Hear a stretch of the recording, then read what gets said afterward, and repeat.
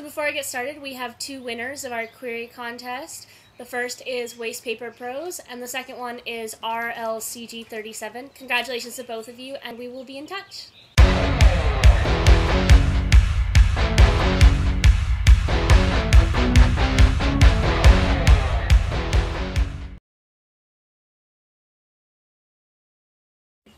I understand from your agency's website that you enjoy young adults, and so I hope you'll consider representing my 56,000-word YA novel, The Shadow Mile. When their car hit the river 3 years ago, Nell's mother died and Nell went to sleep, a deep, dreamless sleep. The doctors called it a coma, she called it coping. But when Nell woke up a week later, something stayed behind.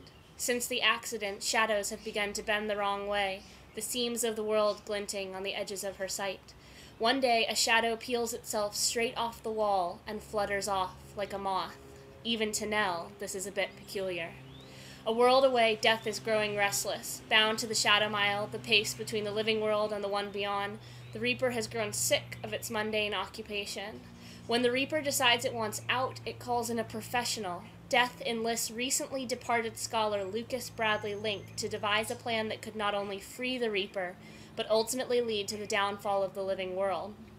Step 1, lure a living soul into the Shadow Mile and steal their life. When Nell stumbles into death's trap, she finds herself in the dreamlike mile, where doors are one way, people are shadows, and when it rains, the sky actually falls. A shifting space where getting out is much harder than falling in, and the price for staying too long is steep. The Shadow Mile is a cat-and-mouse game that forces Nell to confront her mother's death and her own disconnection as she tries to find her way back home before the Reaper steals her life. I'm a rising senior in college, and this is my first novel. Thank you in advance for your time. I think the most important part is really to just jump right in. If I can think of one word that I use to remind myself when I'm writing pitches, or in this case when I was writing the query letter, it's entice. You want the reader, be it an agent or an editor, to be enticed by what you're saying. You don't want to give them too much information. You don't want to keep it slow. You want them to want more. It's a back jacket copy. It's like, what is someone going to pick up and go, oh, I really want to read this. This sounds fascinating. Err on the side, I think, of under-informing, only because, like, they can request material. They can learn more about it, and people tend almost all the time to over-inform. And I think that query letter probably could have been a lot shorter. I really like words, so I tend to put in kind of like little turns of phrase and lines in there that probably weren't essential, but they made me happy. And I think that the lines that are in there that seem non-essential, the descriptive lines about the Shadow Mile itself, are important. They are serving a purpose for me because they're giving you kind of a feel for the world. They're setting up the tone of the book.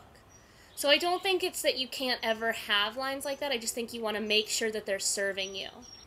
That's my basic advice for it. My queries tend to run a little long, but my pitches have gotten shorter. My pitch for the Near Witch, because it is a query letter, just minus the introductory stuff and the page, like the word count. But my pitch for the Near Witch is up on Goodreads, and I'll link to it in the sidebar. It's what fills the summary information right now, and it's much shorter. I still run a little long compared to some people, but I think that what's important is that I picked what I felt was the key information and the most intriguing information, and I went with that.